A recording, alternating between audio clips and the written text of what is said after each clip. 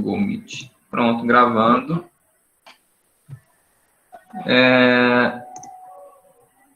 Então, bom dia, pessoal. Nós vamos dar início aqui à nossa aula aberta, os primórdios do moderno no Brasil, com a nossa convidada, Adriane Silvério Neto. Vou te apresentar de maneira informal, tá, Adriane? Tá, obrigada. Não vou usar o currículo Lattes, não. Obrigada. A Adriane é minha amiga. Fui, de certa forma, estagiário da Adriane, lá em 2009, no escritório, né, que a gente trabalhou junto lá em Uberlândia, Minas Gerais, onde ela já era arquiteta, urbanista, né, formada pela Universidade Federal de Uberlândia. Depois fomos colegas de mestrado no programa de pós-graduação também da UFO. Fomos colegas de profissão também dentro da UFO e em outra faculdade em Patrocínio, também em Minas Gerais. Demos aulas juntos. E hoje a Adriane é professora da Unipam, Centro Universitário de Patos de Minas, também Minas Gerais. Então, convidei a Adriane por conta do conhecimento que eu sei que ela tem nessas áreas de história, que eu acho que eu admiro bastante a maneira como ela coloca esse conhecimento nas aulas. Eu acho muito interessante a maneira como ela expõe esses períodos, e por isso ela está aqui para falar um pouco para a gente sobre esse primeiro momento aí do modernismo no Brasil. Nós falamos um pouco nesse módulo 5 de neocolonial, né, e Art Nouveau e Art Deco. Então, esse momento ainda de um modernismo que patinava, né, no Brasil, e nós vamos ver como que ele começa a se consolidar, como que ele começa a parar de patinar, né, ou não, né. E, então, é isso. Se você quiser continuar a sua apresentação de maneira mais sólida, Adriane, fique à vontade, se não, já pode começar com a sua... Ok. Bom, obrigada. Obrigado, viu, pela presença. Imagina. Obrigada, Gabriel. Você foi muito gentil para o começo de conversa. Até lá no estágio você não era o meu estagiário, né? A gente ficava ali... Eu lembro ainda, assim, do Alexandre falando algumas coisas. Você já era um estudante ali que já trazia algumas provocações projetuais que eram interessantes. Então, a gente te assistia de alguma forma, né? Também te admirando bastante. Então, obrigada pela gentileza das colocações. Bom, bom dia para vocês, né? Espero que estejam todos bem aí. E, bom, eu vou espelhar a minha tela para começar a falar. E aí, Gabriel, você me dá uns cortes, tá? Porque você pode me falar que eu estou ultrapassando os limites. Não se assustem. Eu não. Deixa eu só ver se eu tô espelhando. Não, tá, é isso aí mesmo, tá Eu tô tudo mexendo. certo, já tá aparecendo o seu primeiro slide. Tá, beleza.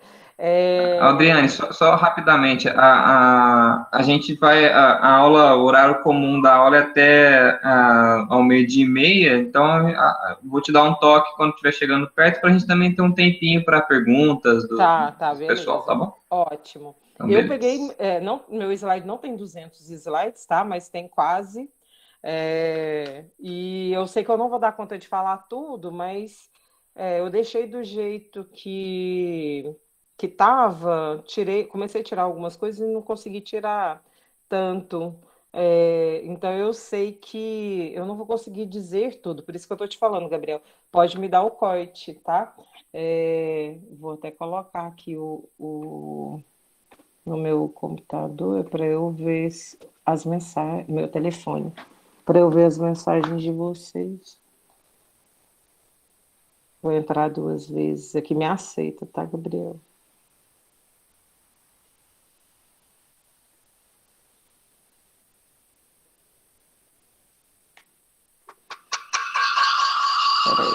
Nossa,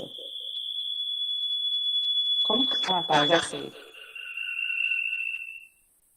Ups, fui mal.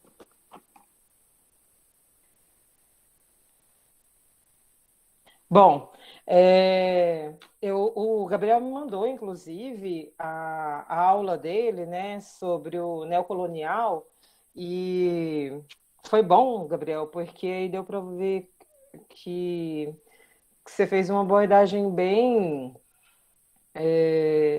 precisa, né, dessa tentativa de modernidade já a partir desse neocolonial, e estendendo também para o Art Deco, é, e apresentando então essa passagem aí de uma virada do século XIX para o século XX. Né? Eu trago um pouquinho do neocolonial também, mas só enquanto abordagem teórica, para conseguir fazer essa colocação dessas primeiras tentativas e dessa diversidade de vertentes tentando, então, buscar essa identidade nacional. Né?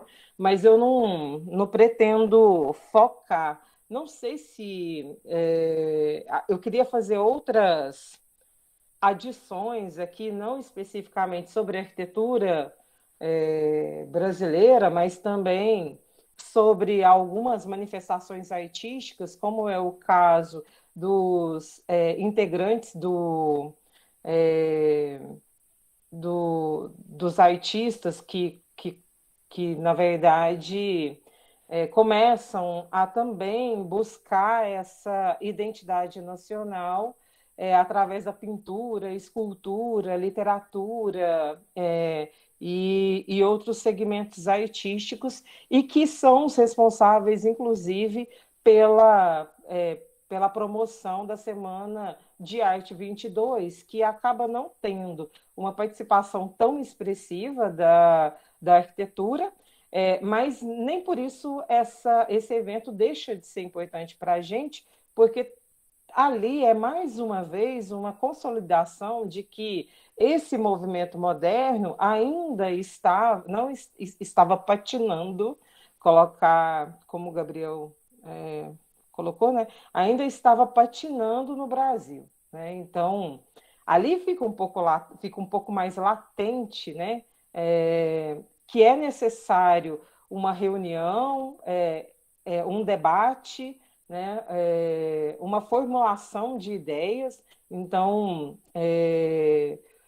um olhar um pouco mais atento para essa produção da arquitetura, numa tentativa de estabelecer essa nova linguagem que já se difundia em toda a Europa, e em alguns lugares da América e da América Latina, mas que ainda não tinha uma expressividade dentro desse contexto moderno. Né?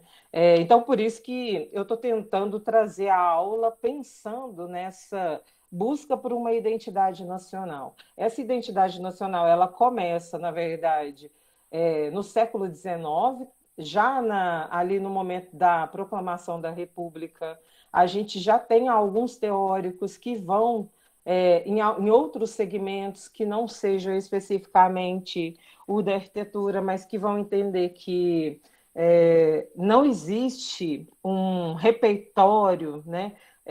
Ou não existe uma formulação desse repertório de uma forma consistente, e que talvez essa modernidade do país, no setor econômico, industrial, tenha que ter uma dimensão desse repertório de identidade nacional. Esse não é um segmento, não é uma necessidade específica também do Brasil no século XIX. A gente vai ver que vários países da América Latina também estão tentando reconhecer quais são os seus substratos, né, culturais, nacionais e identitários. E também a gente vai ver que a Europa ela vai conseguir, em vários em várias manifestações artísticas também, ela só vai conseguir implantar esses traços de vanguarda a partir uma postura de retaguarda, né, de olhar para os horizontes do passado e também tentar reconhecer essas características. As próprias vanguardas artísticas cubistas, futuristas, impressionistas, também vão fazer exatamente esse movimento de tentar reconstituir aí, de alguma forma, a ideia do que é a sua cultura ancestral, né? O próprio Picasso, a gente tem inúmeras viagens sendo desenvolvidas já no final do século XIX por grandes artistas e apreciadores de arte que vão tentar, então, é, construir essa narrativa, né, em cima desse repertório passado aí, e o Picasso, as primeiras obras cubistas deles vão também explorar aí uma base africana, né?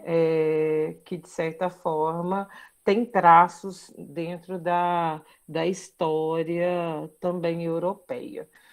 Bom, então o século XIX, o Wagner Schwartz ele vai dizer, né, ele vai fazer uma colocação que, na verdade, a gente vai ter o primeiro século com diversidade estilística da arquitetura brasileira acontecendo no século XIX, né?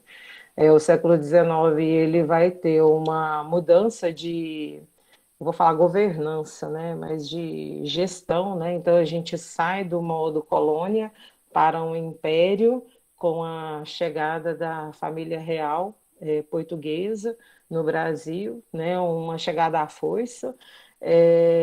E na segunda metade do século XIX a gente tem uma proclamação da República que vai permitir uma abertura econômica, uma abertura dos portos, que também vai dar aí uma transformação numa linguagem artística e arquitetônica, permitindo, então, um desenvolvimento de um eclético e um arte nouveau aí nesse período de república, né? Então é um século muito fulminante, considerando que a gente tinha séculos anteriores que tinham uma velocidade política, econômica e cultural que era muito morosa, né? Mais lenta. Então, talvez por causa dessas grandes transformações, essa sociedade intelectual sente essa necessidade de compreender quais são essas transformações e para onde isso está caminhando, né? E para que essa compreensão ela seja mais legível, essa busca de identidade, de um reconhecimento de que nação é essa que está se inaugurando agora, né? Na República, quais são essas características? E para onde essa nação ela pode caminhar, né? Na primeira metade do século XX, a gente vai ter ainda essa busca por uma identidade nacional, mas talvez uma busca que ela seja mais consciente, né? E com metas que passam a ser estabelecidas dentro desses estilos artísticos e arquitetônicos. Obviamente, o neocolonial ele vai ser um desses primeiros segmentos, por mais equivocado que o neocolonial tenha sido nesse sentido, né, porque uma busca de uma identidade nacional, como vocês devem ter visto na aula com o Gabriel, o neocolonial ele vai fazer um resgate de um repertório arquitetônico, principalmente que é de uma origem, buscando referências nesse repertório português do século XVIII, barroco português do século XVIII, né, para tentar justificar de alguma forma que a arquitetura no Brasil, o melhor repertório que a gente vai ter de arquitetura no Brasil até então, ela essa linguagem barroco português, né? Mas ao mesmo tempo que existe esse equívoco que vai ser aí difundido por alguns personagens mais expressivos, como é o caso é, do Ricardo Severo, a gente ainda vai ver essa tentativa de uma identidade nacional conseguindo se instaurar dentro dessa linguagem neocolonial, né? O Art Deco ele também vem aí não estabelecendo uma ruptura direta com essa linguagem neocolonial, vai acontecer simultaneamente, inclusive, né, numa disparidade de tempo no início, mas a gente tem o neocolonial acontecendo no Brasil até a década de 40, com um volume expressivo, né? E no mesmo tempo a gente vai ter um Art Deco começando a evoluir e dando mais oferecendo mais portas abertas aí para esse movimento moderno.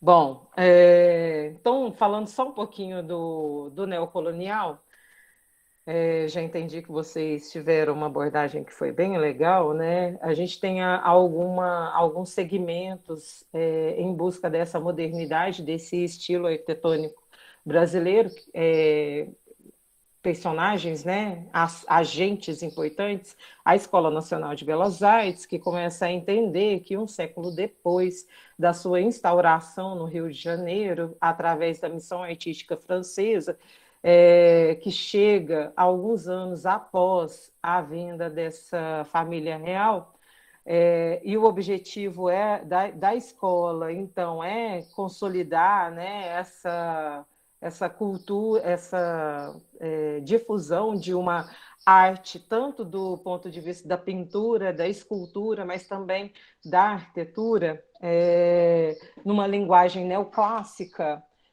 Um século depois, já parece ser necessário promover uma reformulação dentro dessa escola, né, que ainda apresenta fortemente um plano pedagógico dentro dessa estrutura classicista, neoclassicista.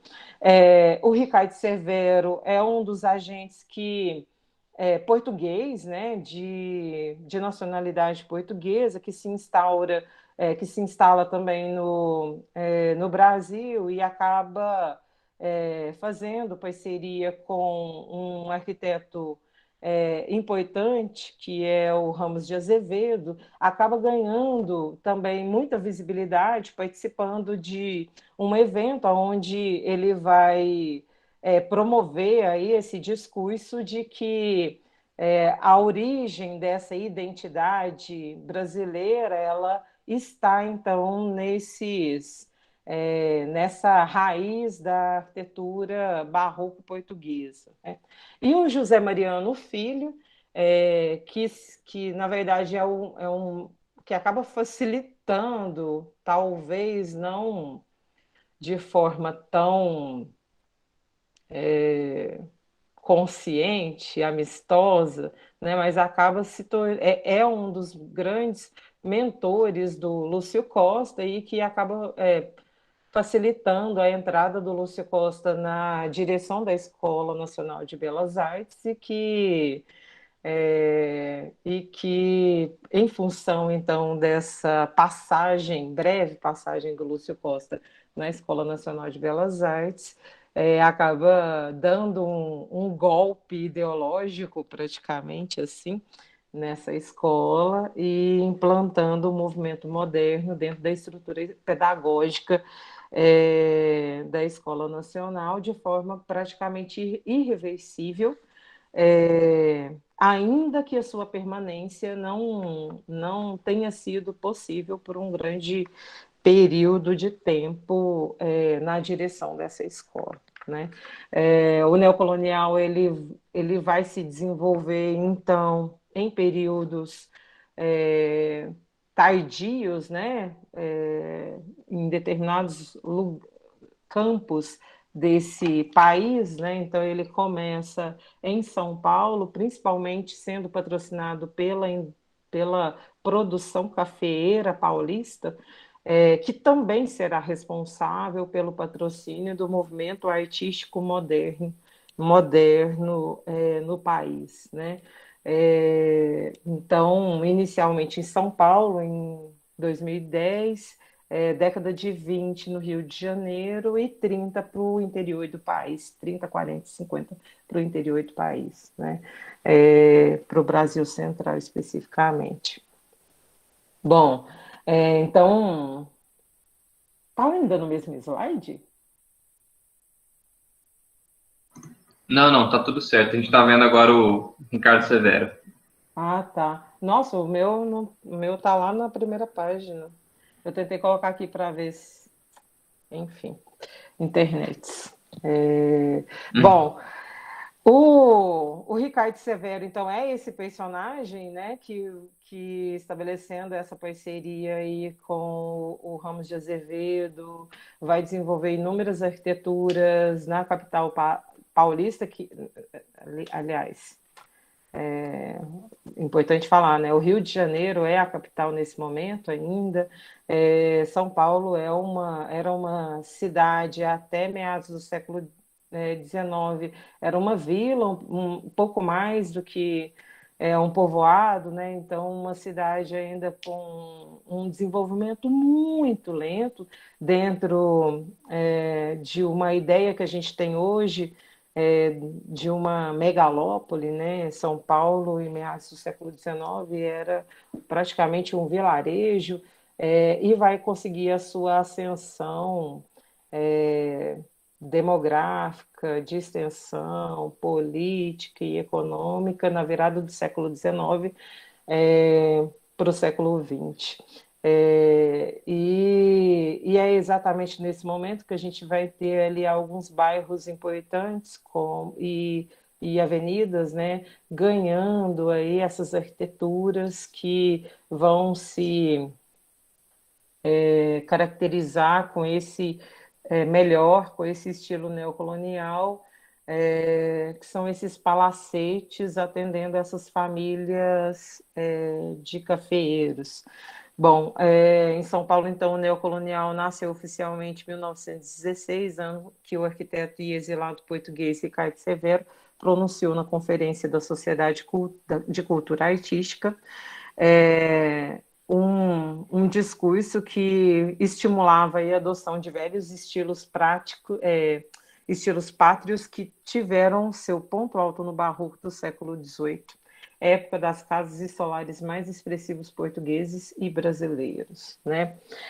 Outro personagem importante, já no Rio de Janeiro, vai ser o José Mariano Filho, que também vai ter uma adoração voltada aí para esse estilo neocolonial, né, atuando, produzindo, então, arquiteturas dentro dessa linguagem. Esse é um dos palacetes desenvolvidos pelo José Mariano Filho, onde ele vai fazer quase que um assalto, né, recolhendo inúmeras peças coloniais legítimas pelo Brasil, né, e vai compor, então, os elementos que são constituídos aí nesse palacete, né?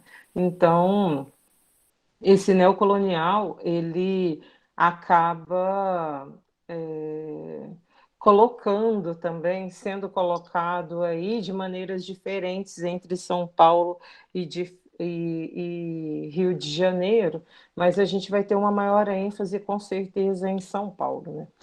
Como eu disse, essa promoção ela vai se dar pela produção cafeeira, né? A gente tem a economia concentrando na produção do café nessas 3 primeiras décadas do século XX, e passa a ser uma prática em São Paulo essa aproximação, essa adoração pela cultura francesa.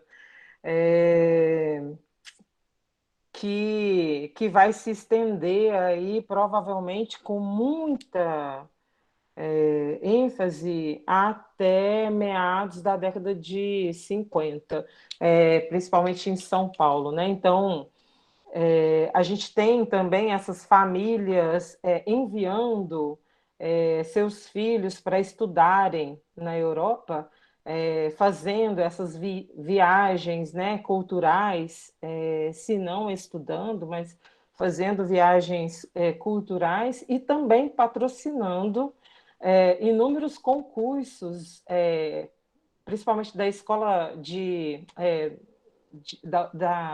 nossa, do Liceu de Artes e Ofícios de São Paulo, que acabava premiando alunos, que acabava premiando os melhores alunos, né, técnicos, artistas aí dessa escola e enviando esses alunos para desenvolverem, aprimorarem seus estudos numa temporada na Europa, mas exclusivamente, principalmente na França, né?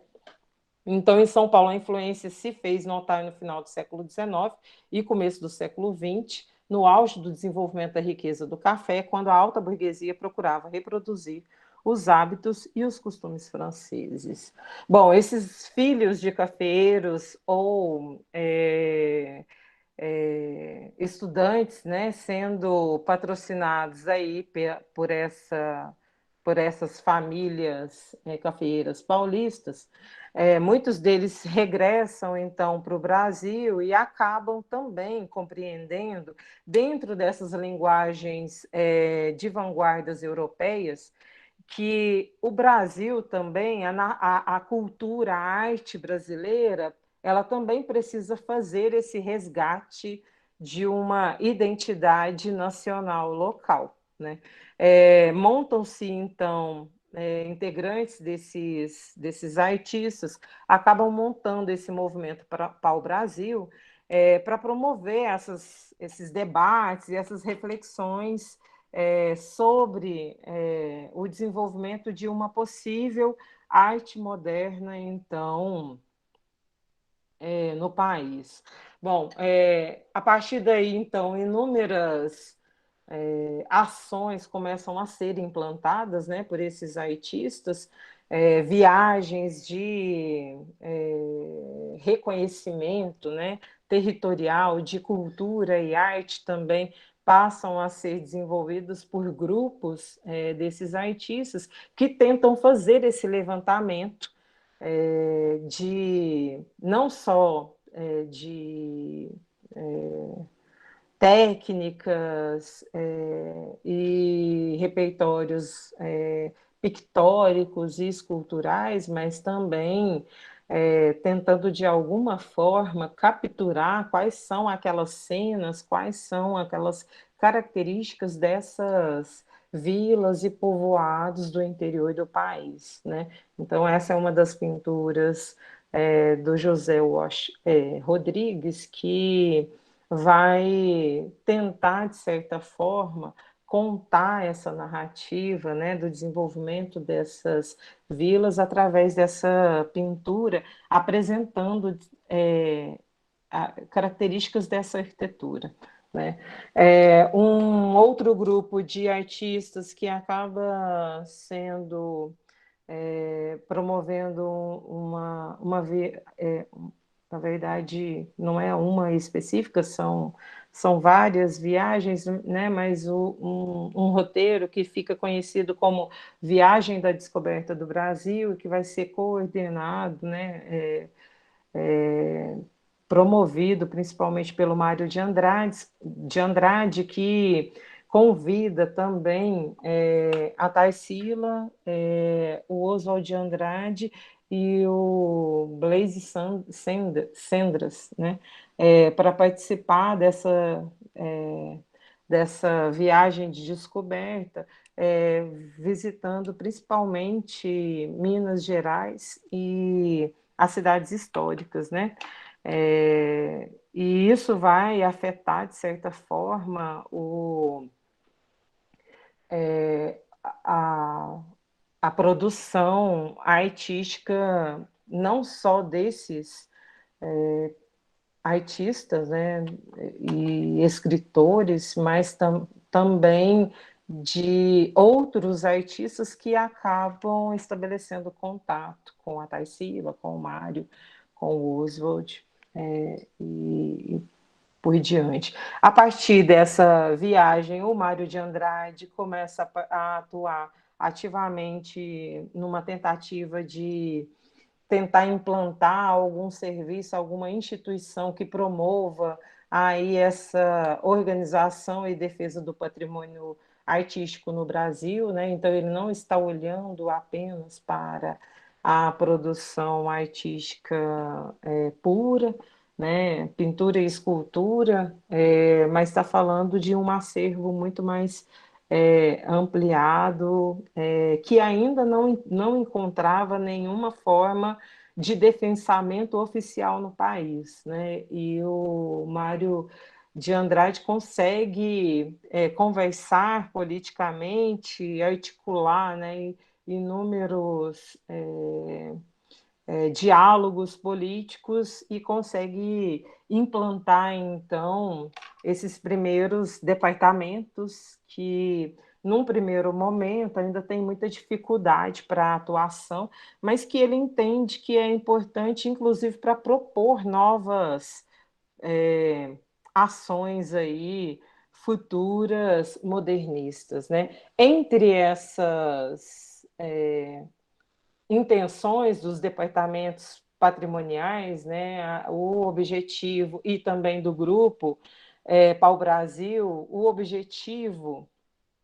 desses encontros, viagens, era promover mais conferências e cursos na capital e cidades, né, que tivessem interesse, tendendo ao conhecimento e à defesa, então, desse patrimônio artístico brasileiro, mas já apresentando aí também uma forma de representação que já sai de uma linguagem neoclássica e já começa a derivar, talvez pela influência de vanguarda artística europeia, francesa, né, para uma linguagem que ela já se aproxima muito mais ao discurso, ao repertório moderno, do que ao repertório academicista neoclássico carioca, né? Bom, são ilustrações, gravuras que eu trouxe da Tarsila durante essas viagens de Ouro Preto, Tiradentes, capturando aí, né, esses repertórios.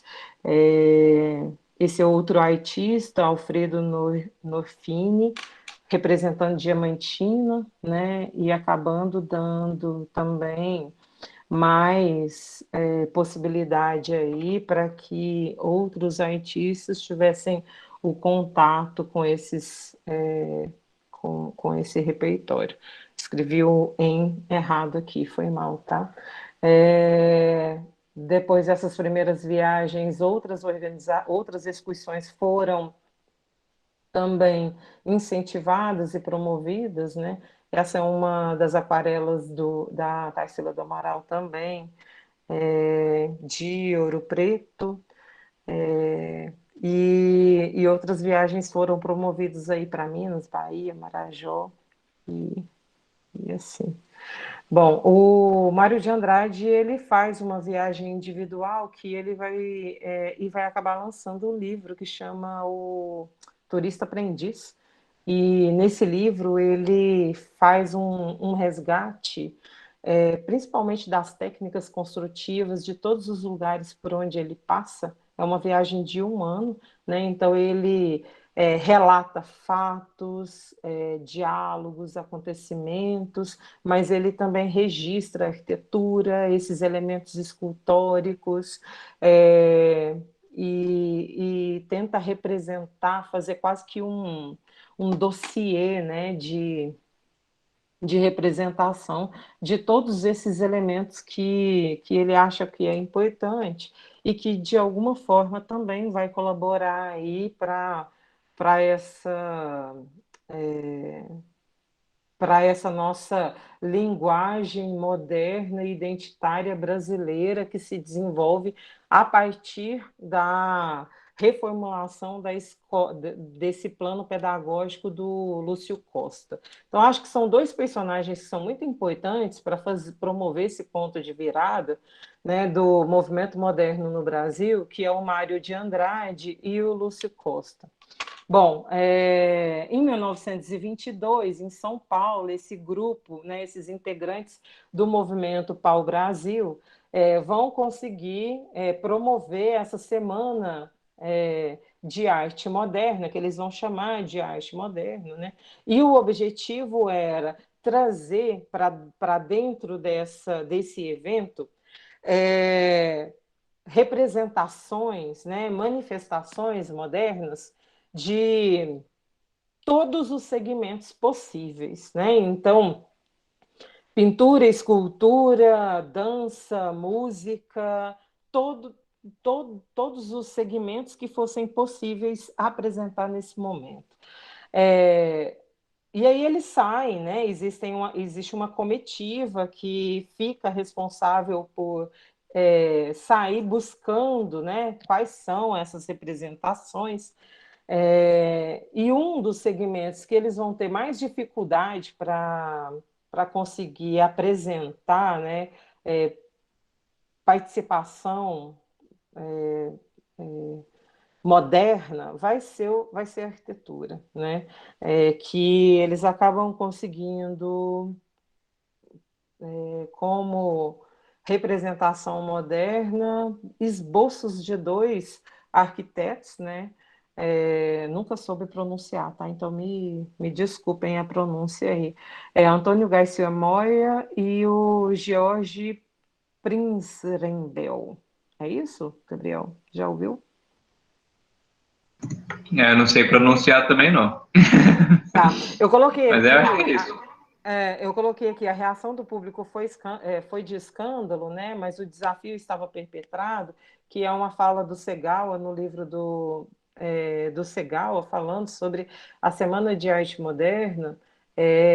Mas a gente pode dizer que nem todas essas manifestações elas eram realmente de vanguarda, é, e talvez esse escândalo ele tivesse acontecido muito mais porque a sociedade talvez ainda não estivesse totalmente preparada para as vanguardas do que realmente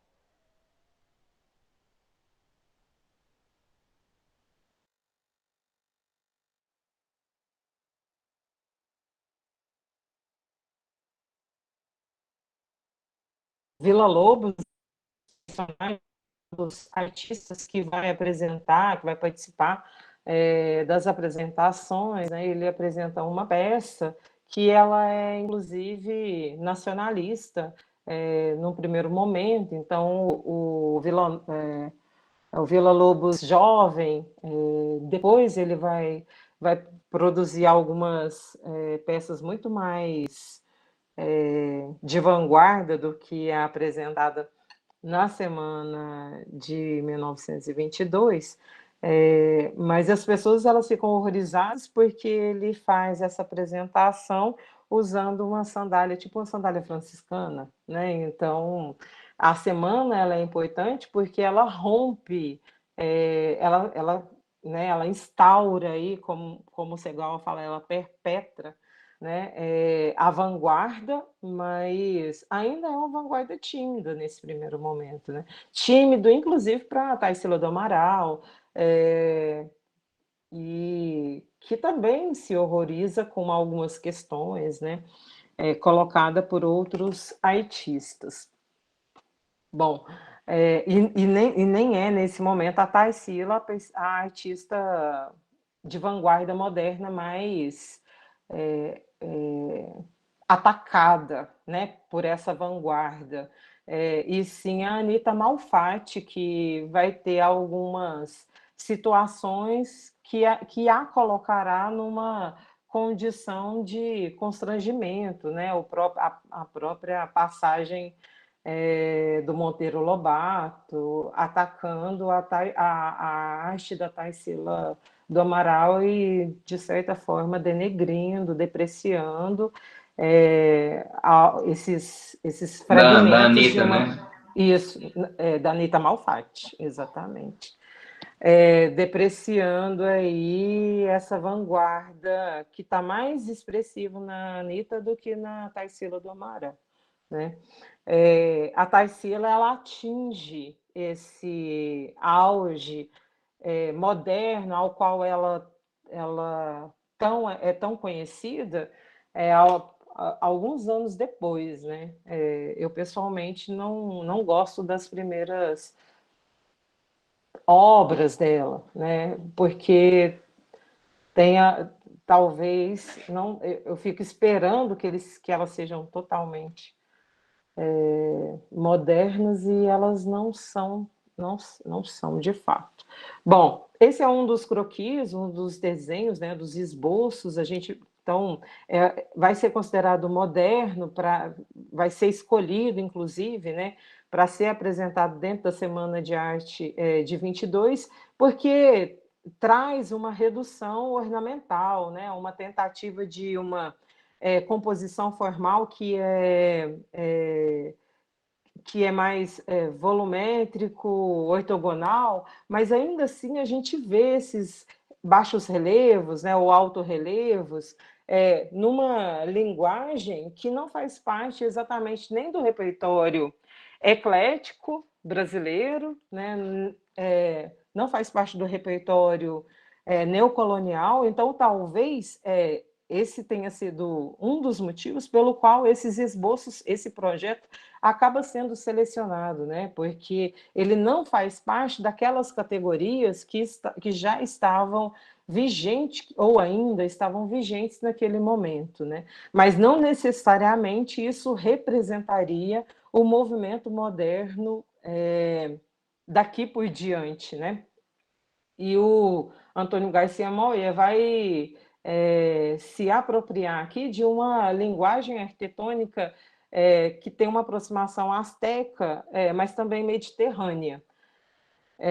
Esse é o interior do pátio, né, um pátio interno que vem apresentando e reforçando ainda mais essa aproximação mediterrânea com as seteiras, né, em arco e ogiva, o desenho dos elementos vazados nas esquadrias, também denunciando aí essa aproximação, né? E o outro projeto, né, do arquiteto polonês, que eu nunca consigo pronunciar e não consigo parar de pronunciar também, que eu fico tentando aceitar, Prinzrenbel, não consigo, né? Também vai trazer aí um repertório de elementos que ele também não se caracteriza especificamente dentro de uma linguagem neocolonial, apesar de haver uma aproximação maior do que o projeto do Moya, do Garcia Moya, né? Bom,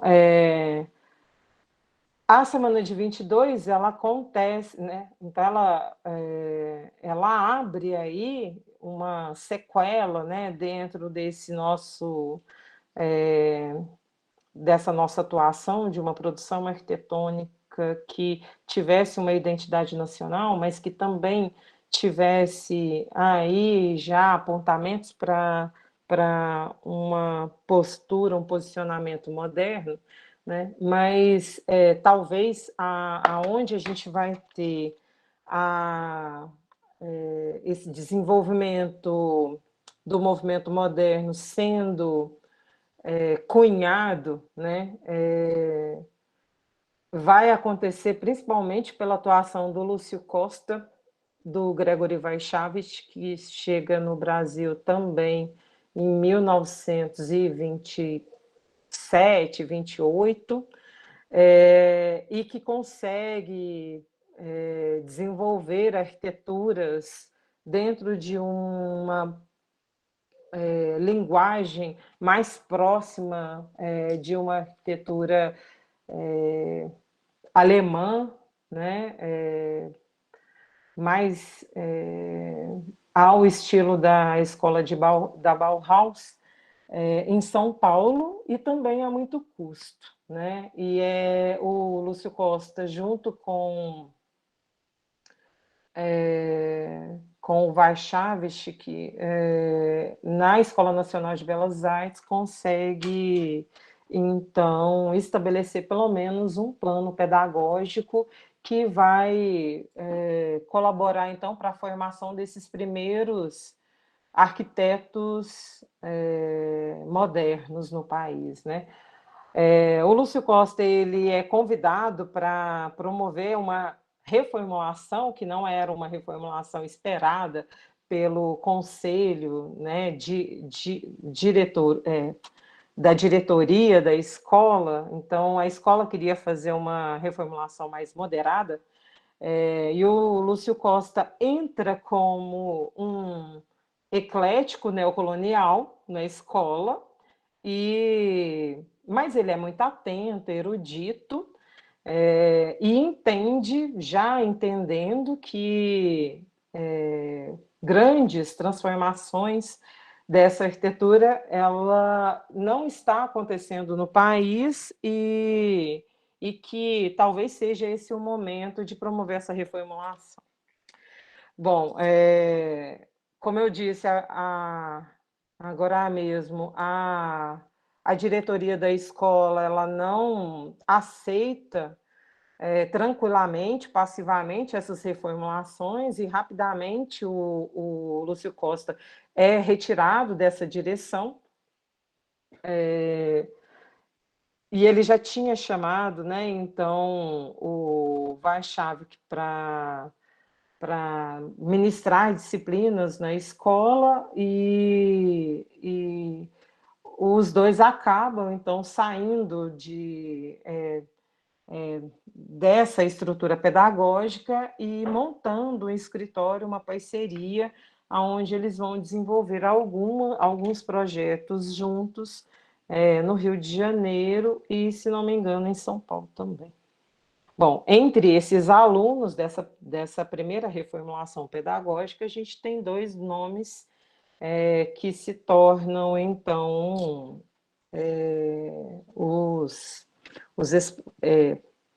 também alguns dos expoentes importantes desse movimento moderno, que é o Rino Leve e o Oscar Niemeyer. Nossa, tô falando tão sem parar que tô fugindo aqui. Nossa, 15 minutos, né? Bom, o Rino Leve, em 1925, ele está fazendo uma viagem e fazendo um curso, se não me engano, em Roma, e ele acaba escrevendo uma carta que é publicada, né, no Jornal de São Paulo, mas nessa carta ele fala sobre essa necessidade de nós brasileiros providenciarmos planos modernos de urbanização, pois nossas cidades cresciam ao saber dos desejos e caprichos dos espectadores imobiliários. E aí, através, então, dessa formação do Rino Leve na Escola Nacional de Belas Artes, dessa aproximação dele com o Lúcio Costa, e também de uma formação estendida pela Europa, ele traz projetos que, ainda dentro de um repertório Art Deco, tenta implantar essa linguagem moderna nessa produção arquitetônica, né? Uma limpeza de apresentação de elementos, uma utilização de materiais industriais, né? De técnicas atuais, e uma reformulação e uma organização espacial também, funcional aos moldes já de um segmento e um modo de viver moderno. Eu trouxe só esse edifício Columbus, que foi demolido há pouco tempo, há alguns anos atrás, né? Então, também vou passar rapidamente. Esse é um outro projeto dele, o Edifício Nicolau, de 1934, que também traz essa tentativa, né, a marquise, o guarda-corpo, o esvaziamento de elementos ornamentais, né, as esquadrias, mas ainda uma arquitetura aparentemente Art Deco, né? Bom, nessa carta ele clamava ainda pela praticidade e economia, arquitetura e de volumes, né? Linhas simples, poucos elementos decorativos, mais sinceros e bem em destaque, né? Muito próximo de um discurso moderno europeu, ao qual ele acaba sendo muito afetado também, né? Bom, o Gregory Vaishav, que é um arquiteto russo, que tem uma aproximação de amizade com grandes nomes da arquitetura europeia, como é o caso do Le Corbusier, e também de alguns professores da Bauhaus, e chega no Brasil, eu falei em 1928, né? Ele chega ao Brasil em 1923, mas acaba se casando com a Mina Klabin, uma paisagista, que também está fazendo essa busca de uma identidade nacional através do paisagismo, e os dois também estabelecem uma parceria aí de projeto, se casam, né? O primeiro projeto que eles conseguem construir é o projeto da residência deles, um projeto que vai ter muita dificuldade para ser implantado, porque na Vila Mariana, em São Paulo, porque não existe uma técnica construtiva na cidade capaz de consolidar o projeto proposto pelo arquiteto, né? Então, ele tem que fazer inúmeros ajustes do projeto, ele tenta fazer uma cobertura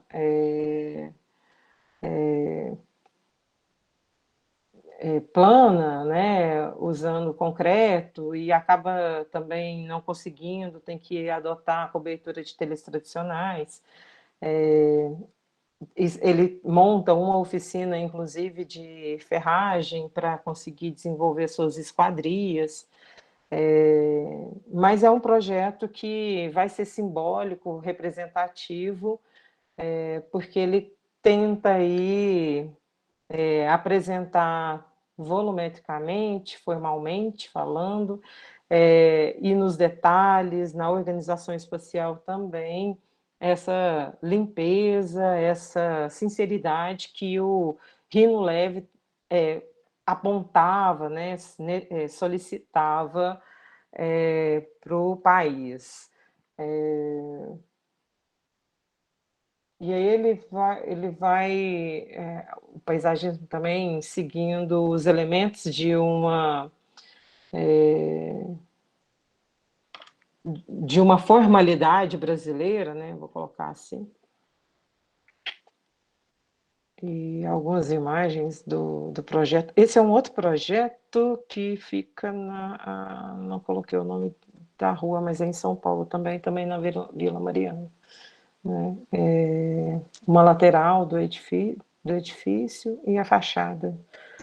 Isso é da Santa Cruz? Não sei Eu exatamente. acho que não é o outro. Eu gosto muito dessa imagem porque ela vai mostrar. Tem uma outra imagem também dessa casa, e ela vai mostrar as arquiteturas que estão sendo erguidas nesse novo bairro. É um novo loteamento, um novo bairro na época, em São Paulo. Então, inúmeras casas estão sendo levantadas nesse momento, e a gente vai ter esse tipo de arquitetura neocolonial se expandindo pelo bairro, né? E o Vaixave que vai conseguir implantar algumas residências, principalmente porque a Mina, a família dela, né, é uma é um dos responsável por esse loteamento, e eles acabam ganhando, então, a concessão para o desenvolvimento de alguns projetos de arquitetura, né? Esse é um outro projeto da Rua Bahia. Então, ele aplicaria alguns progressos, né, ao fabricar em sua própria oficina portas de madeira compensada e mandar executar janelas, grades, maçanetas, lustres e outros pormenores de decoração conforme desenho de gosto moderno, mas de forma ainda artesanal, né? O, o Vai-Chave que vai ganhar uma exposição, né, uma espécie de incentivo pelos artistas paulistas que acabam promovendo uma semana de visitação em uma dessas casas, nesse caso da rua Itápolis, aonde as pessoas são convidadas, né, esses empresários industriais, a elite paulistana é convidada para visitar, então, a Casa Moderna, né, que foi exposta em 1928. Olha a casinha aqui também, né? E aí essa casa com desenho, com uma organização espacial bem mais racional, né? Compacta também, e com a ocupação, o preenchimento do interior dentro de uma linguagem que a Bauhaus vai adotar do Arts and Crafts, que é esse design total, né? Então, ele não desenha todos o mobiliário que preenche esses espaços, mas o que não é de desenho autoral é de desenhos de artistas que estão se despontando dentro dessa linguagem de vanguarda, né? Então, Cícero Dias, Vitor Brecheret, Anita Malfatti, e vários outros artistas e designers, né? Colaborando. Então, tapeçarias, quadros, luminárias, pinturas, né? E paisagismo, tudo isso sendo pensado especificamente para esse edifício, para esse projeto, né?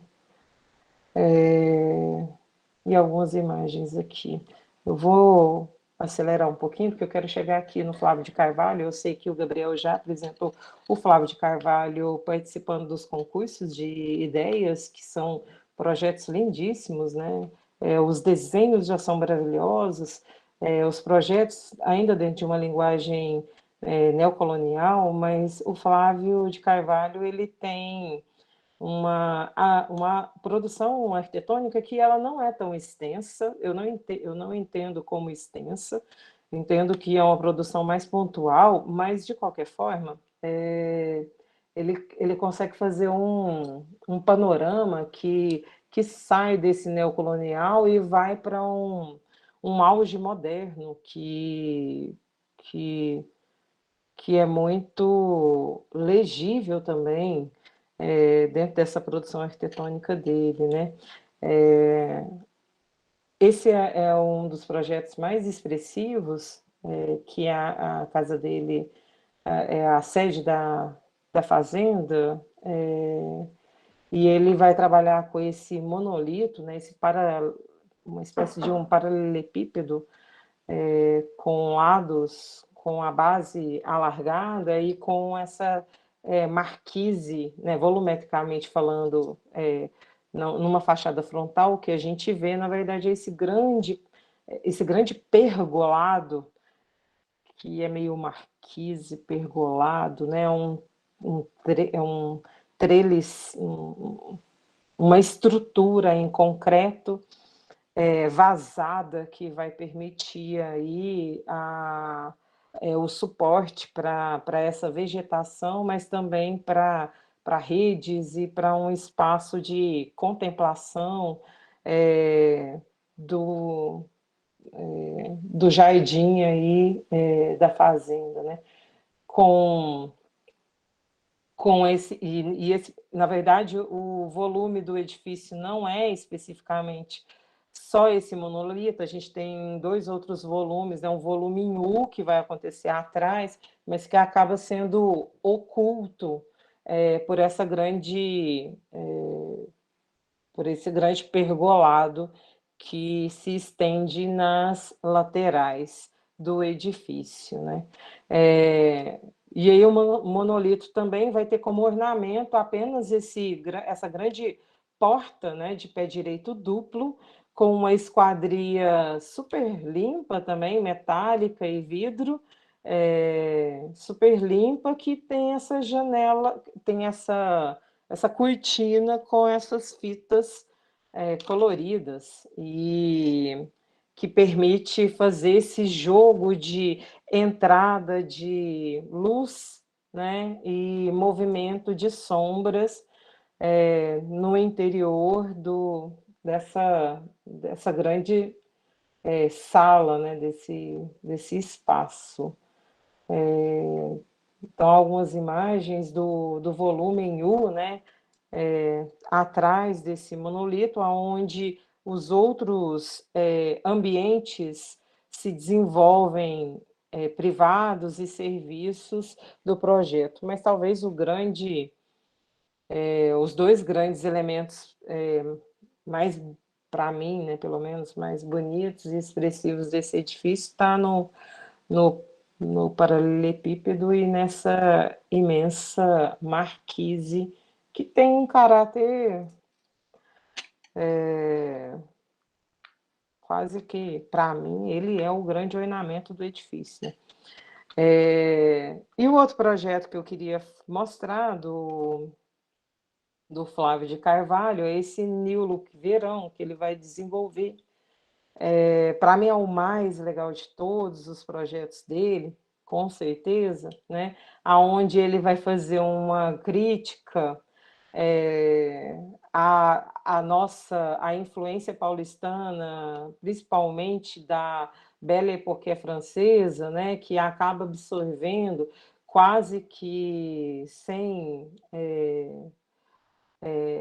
questionar, né, essa cultura francesa, inclusive na nossa forma de vestir, né?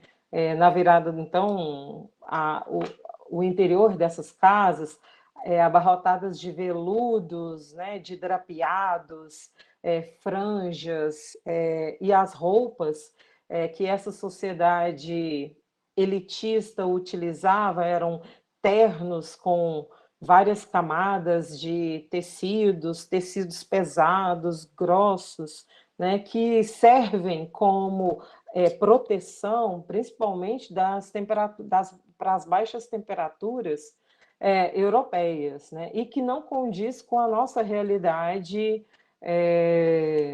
climática, tanto para o interior das casas quanto para a nossa forma de vestir, né? E aí ele traz esse projeto, porque eu entendo que existe todo um memorial justificativo, né? Todo um detalhamento. Então, é um projeto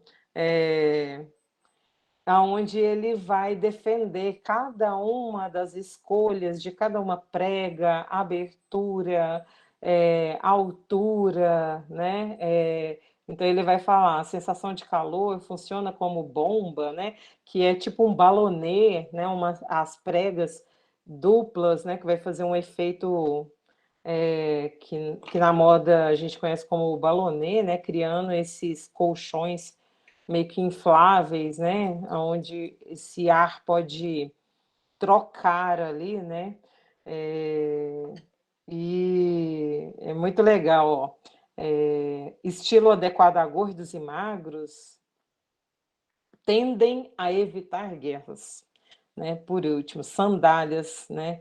Tendem a evitar guerras, porque eu acho porque elas são confortáveis, então as pessoas talvez não se sintam tão estressadas, né, com algo incomodando, e por causa disso os ânimos ficam um pouco mais amenos e tranquilos, né? Ele executa o projeto e faz uma performance, né? A meia calça também tem uma função aí, que é uma meia calça arrastão, que permite essa troca de calor. E ele acaba fazendo essa performance, e a performance é divulgada, difundida aí em revistas da época, né? Essa é uma cena que eu acho ela ótima, linda, né? Porque mostra esse Flávio de Carvalho super sério, parece um homem da elite cultural paulistana tradicional, né? Pela aparência dele, mas ele vestido com um new look de meia arrastão, sandália, e saia balonê, né? Envolto por homens, né? Que obviamente eles estão curiosos, alguns podem estar escandalizados também, mas talvez pela postura do Flávio de Carvalho, tal, que era extremamente excêntrico, sim, né? Mas pela aparência, pela fisionomia do Flávio de Carvalho, me parece que é, ainda é uma situação respeitosa, né? E essa é uma das revistas que publica, né, a performance do Flávio de Carvalho, e aí ela tem esse subtítulo, né? É de nylon e de brim, acalma os nervos, evita as guerras, previne resfriados, né? Fácil de lavar, né? De vestir. A meia arrastão duvido, né? Mas tudo bem. Para quem já usou uma meia arrastão na vida sabe que não é nada agradável, mas ok, né? Mas de qualquer forma, né, é um evento que, ó, higiene e saúde, então os textos eles vinham trazendo um discurso que era um discurso arquitetônico, né, que deveria ser pautado pela arquitetura. E o Flávio de Carvalho, essa ideia do design total, né, ela é um, uma postura ideológica de todos os arquitetos modernos. Isso não é diferente no Brasil, a gente vai ter todos eles também desenvolvendo essa arquitetura e alguns elementos que vão fazer parte da ambientação desses espaços, como é o caso dos mobiliários, né? E esses são alguns dos projetos alguns dos objetos mobiliários lindíssimos também do Flávio de Carvalho. Bom, eu vou parar aqui. Eu acho que o Gabriel vai ter a oportunidade de falar mais, né? Eu ia falar sobre a parceria entre o Lúcio Costa e o Gregory Vaixave, que principalmente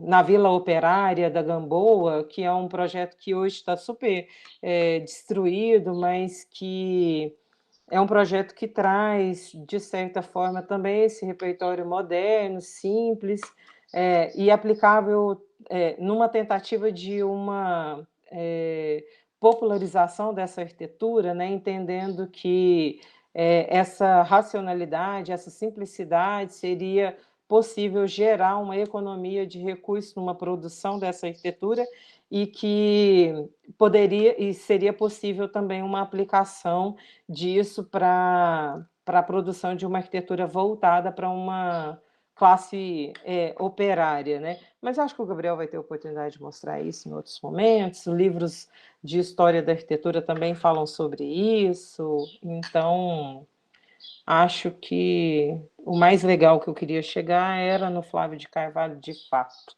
né? E a partir daí todos eles vão conseguir de alguma forma trabalhar e explorar esse repertório de identidade em técnicas construtivas locais, mas dentro de modernidade importante para a arquitetura brasileira. Desculpa as palavras escritas erradas, tem algumas ali. Tenho a prática de montar aula de madrugada e chega um determinado momento que a gente fica meio assim zonzo e acaba não percebendo esses termos. Mil perdões. Obrigada. A gente que agradece, Adriane. Muito obrigado pela aula, pela exposição que você trouxe. Eu acho que eu fiquei pensando muito aqui durante a sua fala, como você constrói essa trajetória a partir dessa ideia da busca da identidade nacional, porque, assim, como você mesmo falou, eu vou mostrar depois Lúcio Costa e a chegada, assim, partindo da visita do Le Corbusier, das visitas do Le Corbusier ao Brasil, né? E eu fiquei pensando muito, enquanto você mostrava o Rino Leve, principalmente o Flávio de Carvalho, que é o mais legal, assim, né? Que parece que antes de uma... Tô pensando nisso agora, tá? Pode ser que esteja falando besteira. Mas me pareceu, assim, pensando durante a sua exposição, que antes de De um digamos, uma reconhecimento. consolidação do moderno europeu aqui, né, a partir das ideias do Corbusier, que é uma coisa que é metódica ali, 5 pontos e etc. Antes disso, parecia que uma linguagem nacional moderna já estava aqui, né? Poxa, a gente vê o Flávio de Carvalho, isso é totalmente genuíno, né? E a ideia que ele traz, que você mostra da roupa, é um traje moderno, né? É um new look, né? Só que é adequado ao Brasil, né? Que é uma coisa que, se a gente for ver depois muito do que foi feito depois era inadequado ao Brasil. Sim. Então é E é curioso, isso, né? assim, eu queria trazer o new look do Flávio de Carvalho, e eu já sabia, pouco antes, eu já sabia que eu ia encerrar mais ou menos com ele, porque eu acho que essa busca de uma identidade nacional, ela, de certa forma, ela passa a ser uma postura, uma intenção de prática projetual de todos esses arquitetos modernos que vêm depois. Ainda que muito afetados pela influência moderna, existe uma tentativa de compreender o que é possível absorver desse moderno europeu, mas de que maneira é possível também reconhecer quais são essas propriedades nossas locais, culturais, quais são essas nossas necessidades climáticas, mas quais são essas nossas habilidades técnicas construtivas e se elas são realmente dignas de serem desconsideradas ou se é possível a gente fazer uma adição dentro desse entendimento moderno. O Lúcio Costa ele vai fazer isso o tempo inteiro, né? Ele começa a fazer, ele tenta estabelecer esse inventário sobre técnicas construtivas, sobre os elementos, o repertório de uma arquitetura tradicional, mas ele vai tentar reconhecer e identificar, inclusive, os elementos de uma arquitetura que não é aquela arquitetura portuguesa barroca que o Ricardo Severo está olhando e de uma elite portuguesa. O Lúcio Costa ele vai olhar para técnicas que são muito mais simplórias, né? Ainda de origem portuguesa também, mas simplórias, né? E que ele entende que são preciosas porque tem alguma essência ali que é realmente importante. Tá? Bom, Eu mas acho que essa questão do clima é o que vai muito dar uma característica à arquitetura brasileira, né, moderna. Eu acho que é uma das coisas que vai diferenciar é o. um modelo que vem pronto da Europa, né? Sim, sim, exato. Eu acho que por isso que o New Look do Flávio de Carvalho é tão interessante nesse sentido, né? Eu achei muito bom como você constrói o New Look como uma leitura arquitetônica, né? Porque é isso, o que é feito, por exemplo, se a gente for pegar o próprio Ministério da Educação e Saúde ou o pavilhão lá em Nova York, é isso, olha, existe uma linguagem, uma tecnologia modernas, mas a gente tem que se adequar Aham, a sim. um clima específico, né? E aí os brises, as marquises, fazendo Uhum, os sombreados, a vegetação, os espelhos d'água, né, que passa a ser recorrente em várias arquiteturas modernas também, entendendo as condições climáticas. E eu acho legal também pensar que talvez esse seja um segmento, igual eu falei que as manifestações artísticas, elas estão fazendo uma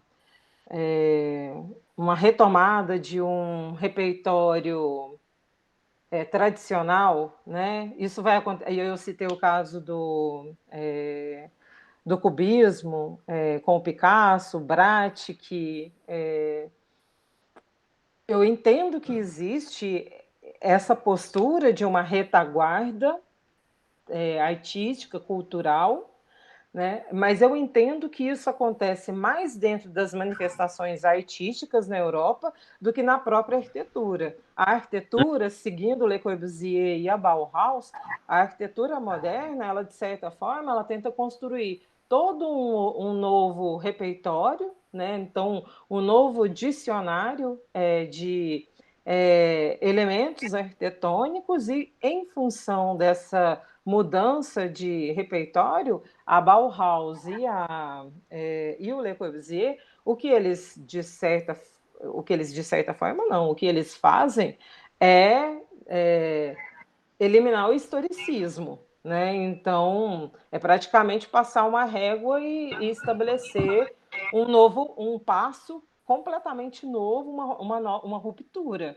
E aqui no uhum. Brasil a gente percebe que esse movimento moderno, para ele conseguir ser instaurado tanto dentro das artes visuais como da arquitetura, conseguir olhar para trás e procurar essa identidade. Não existe uma clareza entre vários teóricos de que identidade é essa.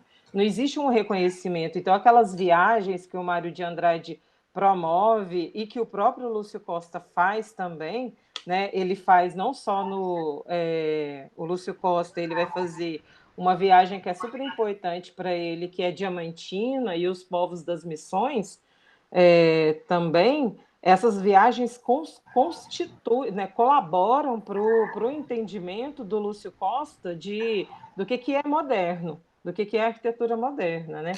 A Uhum. Doralice fez uma pergunta aqui. Minha questão é relacionada a como foi a aceitação do estudo da roupa como campo da arquitetura também, porque o design imobiliário tem uma relação bem estreita com a arquitetura atualmente, diferente da crítica ao vestiário. Então, Doralice, realmente, eu entendo que primeiro que o Flávio de Carvalho era muito próximo à elite cultural paulistana. Então, ele era, se não me engano, o pai dele era cafeiro também. Então, ele era muito próximo do Mário, do Oswald, da Tarsila, que era um grupo que promovia burburinhos em São Paulo, né? E a Semana de Arte Moderna, ela pode ter sido um escândalo, mas esses escândalos passaram a ser tão recorrentes que em um determinado momento isso se torna comum, né? Então a sociedade paulistana, e aí quem vai repreender ou não até então é a elite, né? E a elite tendo um filho elitista promovendo um evento desses, Isso gera um certo estranhamento, sim, né? Claro que ele era taxado como doido, né? Não era bem aceito, bem visto, né? Mas era assim, o Flávio é aquela excentricidade mesmo, né? Ele é daquele jeito mesmo, né? Então as pessoas meio que existe uma certa ignorada, né? Mas ao mesmo tempo existe uma elite que está olhando e está reconhecendo e está entendendo que são questões colocadas ali naquela ação que elas são importantes e que elas condizem com essa busca de uma identidade nacional e com uma tentativa de modernidade, sim, né? Então, existem essas dualidades, né, de interpretação sobre o Flávio de Carvalho. Adriane, eu acho que é legal falar do Flávio também, quando você está falando que ele era uma figura, né, vista como O um exemplo. agitador, né? Ele teve essa caminhada que ele fez com o New Look, foi em 51, né, se eu não me engano. Mas Já é ele bem teve uma mais tarde. outra experiência anterior, que é de 1931, que ele faz aquela que ele chama de experiência número Da 2, né? procissão, né? Da É, procissão. Está rolando uma procissão de Corpus procissão, Christi em exatamente. São Paulo e ele bota uma boina e sai andando na contramão da procissão. Primeiro que não podia usar boina, né? Na procissão que era Retira chapéu, né? é isso. E era católico, enfim, ele pega e sai andando na contramão e depois ele escreve um livro sobre isso, relatando como quase ele foi linchado. Ele teve que chamar a polícia, se esconder, enfim. Então Não ele era foi essa bem figura aceito. contestadora. Mas com relação ao design que você está falando, tem uma relação bem estreita com a arquitetura atualmente, diferente da crítica ao vestuário. Eu fico me perguntando, sabe? Eu tenho a sensação de que a arquitetura, eu entendo que em alguns lugares a arquitetura vem estabelecendo essa relação estreita com o design, e essa relação, ela é, ela é instaurada, né, a partir do movimento do Arts and Crafts, com o William Morris, né, que vai propor, e aí depois no Art Nouveau com o Heine Mackintosh, que também traz essa compreensão, né, de que esse artista, arquiteto, né, ele é responsável pelo desenvolvimento dessa arquitetura até ao brinco que a pessoa que vai frequentar aquele lugar vai utilizar, né? Então eles vêm passando o rodo, né? A gente vive num momento em que em outro contexto, né, em uma outra condição em que eu sinto que, por inúmeras questões, isso já não é mais uma postura possível, né? A gente desenvolver esse design total, por mais que eu entenda que é da responsabilidade do arquiteto qualquer design, inclusive né, o de vestuário, né, o de não é moda, né, especificamente. Mas eu vejo ainda aproximações, né? Se a gente for ver grandes nomes, a Zaha Hadid, Frank Gehry, eles já desenvolveram projetos, então, ao longo de toda a história, a gente vai ver arquitetos desenvolvendo design de sapato, de roupa, e eu sinto que o vestuário ele deu uma estagnada em alguns aspectos enquanto transformação na forma de vestir, né? Se a gente for olhar, agora eu fugi do assunto um pouco, mas enfim, eu sei que eu fugi. Se a gente for olhar o tipo de roupa que se vestia no começo do século XIX para o começo do século XX, para a primeira metade do século XX, a gente tem um passo que é muito grande, principalmente na vestimenta feminina. Né? A gente tem um passo muito grande, que a gente sai daquele conjunto de armações, espartilhos, quilos e quilos de panos, né, que não tinha funcionalidade nenhuma para a gente ir para uma condição onde a mulher ela vai vestir uma roupa Coco Chanel com muito mais confortável, né, que se inspira na vestimenta de marinheiros, né, buscando esse conforto. Então, a gente passa a utilizar saia, calça e camiseta, né, terno, assim como os homens. Ali eu vejo um grande pulo. Depois de Coco Chanel, o que a gente faz, na verdade, é repetir, mudar texturas, mas é repetir formatos. Em termos de estrutura formal mesmo, a gente não mudou nada.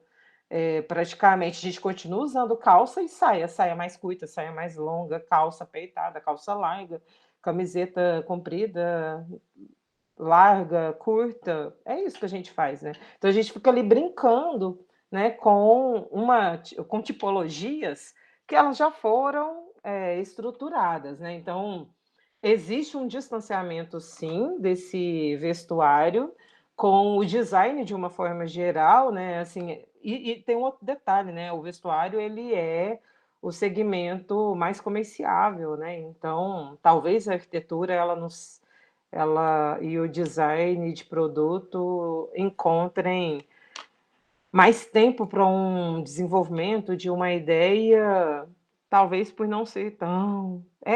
Também é comerciável tudo, né? Nada, não sei. Acho que eu fugi um pouquinho do assunto, mas acho que é isso. Desculpa. Ai. Fique à vontade. Tem mais perguntas, gente? Mas eu adorei a colocação aí. Assim, estou Eu me tentando lembro que responder as coisas. a Lina também tem uns desenhos de vestuário, né? Lina, nossa, Para o maravilhosos, Sesc né? Pompeia. A experiência do Sesc Pompeia é legal, né? Porque passa pelo projeto de arquitetura, do design de produtos, ela Sim, desenha sim. a carrocinha que vai vender a comida, né? Não, É muito e tem uma bonito. outra coisa, e é tão engraçado, assim, a gente vai tendo essas gerações de arquitetos, né? Os arquitetos estrangeiros no país, e é legal ver a Lina, porque ela vem de uma escola que também não é uma escola que estabelece uma ruptura agressiva num período moderno com o historicismo, né?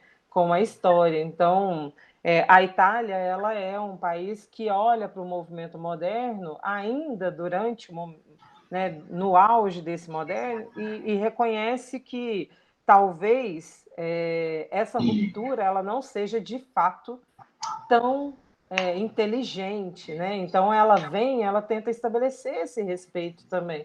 E o Sesc Pompeia, ela vai fazer isso em tudo, né? Eu acho que em todas as produções arquitetônicas dela, ela vai conseguir trazer essa linguagem, mas eu sinto que, nesse sentido também, ela se sente à vontade aqui no Brasil de reconhecer essas tradições, né?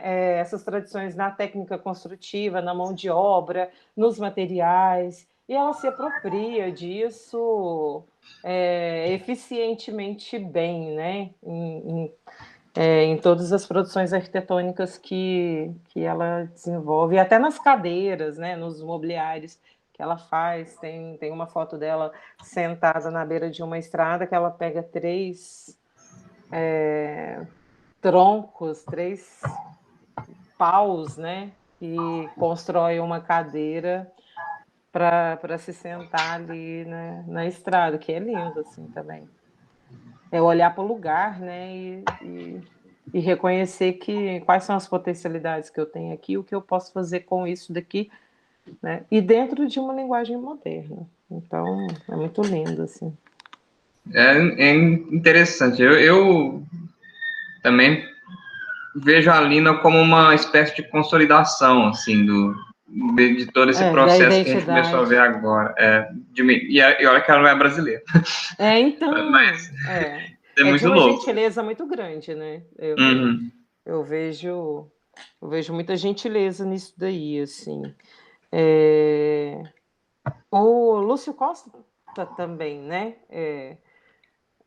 Eu estava vendo uma aula do Guilherme Wisnik, que é o professor da FAO, e aí ele estava falando, da FAUSP, e aí ele estava falando que eu acho que eu já tinha lido isso em algum lugar, assim.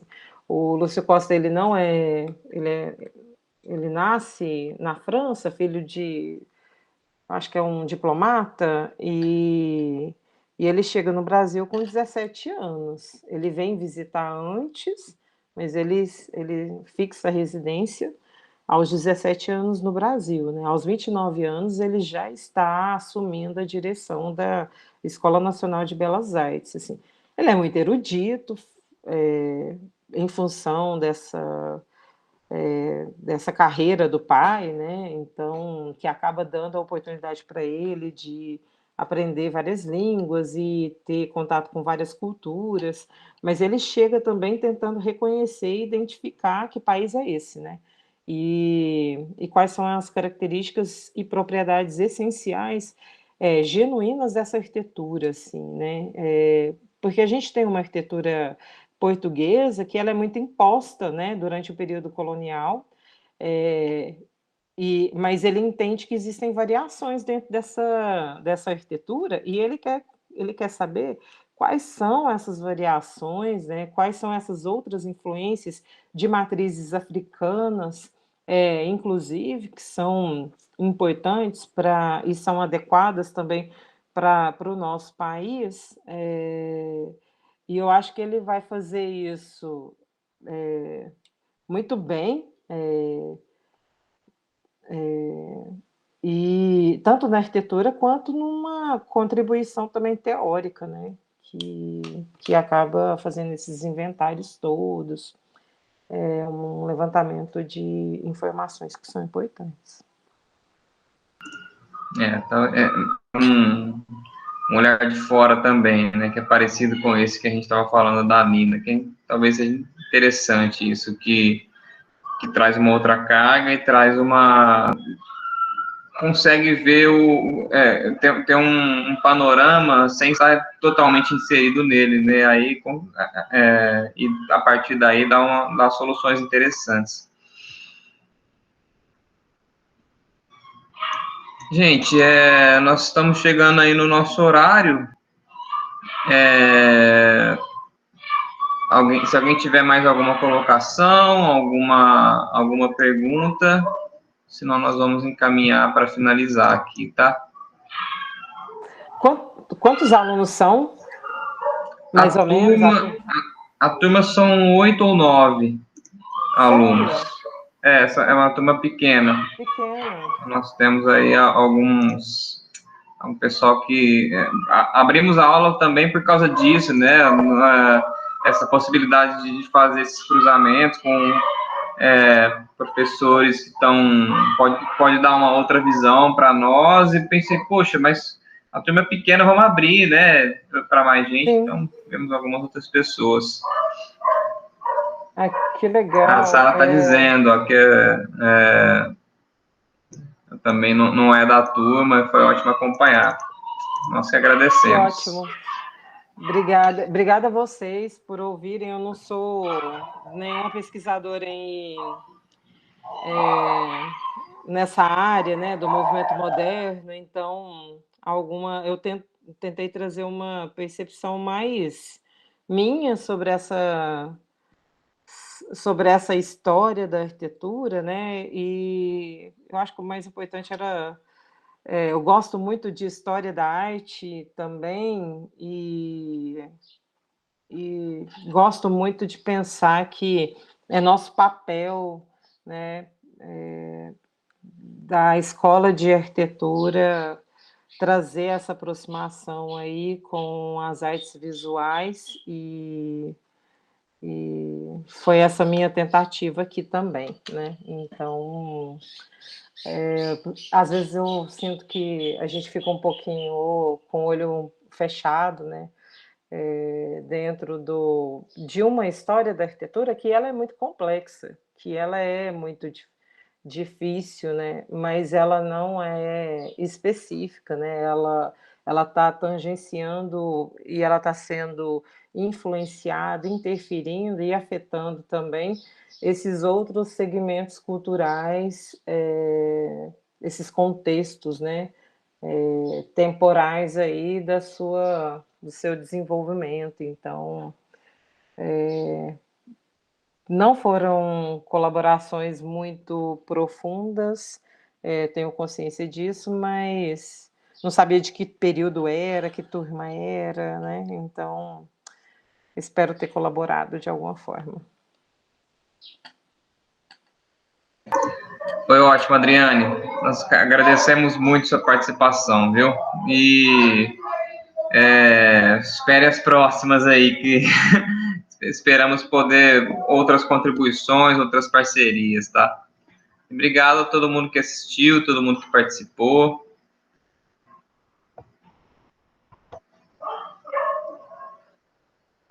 Eu não vi que eu estava com o microfone fechado. Agora voltou. Depois você me manda a divulgação de outras aulas, bem legal. É bom, eu dou aula, é bom escutar outras pessoas falando sobre esse assunto também. Aí, se eu puder participar, eu dou umas entradinhas aí. Beleza, mando sim. Vamos ter outras em breve. Parabéns pela Valeu, iniciativa. gente. Tchau, Obrigado. tchau, pessoal. Muito obrigada, viu? Tchau, tchau. Interromper a gravação.